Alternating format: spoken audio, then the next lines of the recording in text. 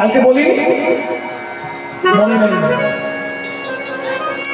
কালকে বলা হয়নি, বলিনি, মনে হচ্ছে বলেছিলাম। ও তাহলে বলা হয়নি, কালকে ছেড়ে গেছে। শুনুন, যখনই কোনো শুভ কাজ করবেন আপনাকে এই জায়গাটায় হাত দিতে হবে, দিতে হবে।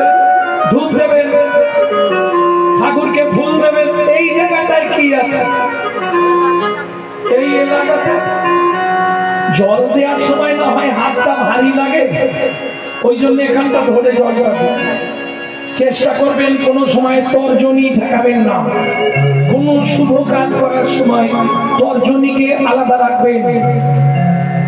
এই দুটো কাঠের অধিকার নেই।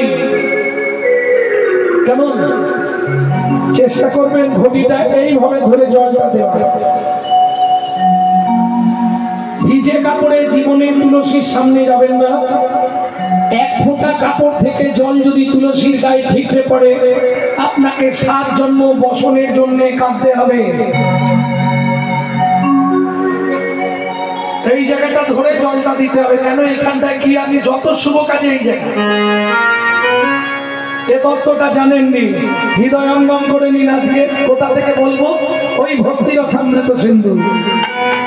এই জায়গায় কি আছে, এইটাকে বলা হয় ত্রিবেণী সঙ্গম। ওপরে যমুনা, নিচে সরস্বতী, ওপরে যমুনা, নিচে সরস্বতী, পাশে গঙ্গা,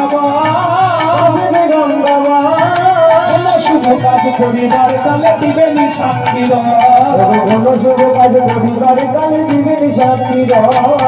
তিনজনেতেই সাক্ষী রইল, তিনজনেতেই সাক্ষী রইল, গঙ্গা যমুনা সরস্বতী, তিনজনেতেই সাক্ষী রইল, যমুনা সরস্বতী।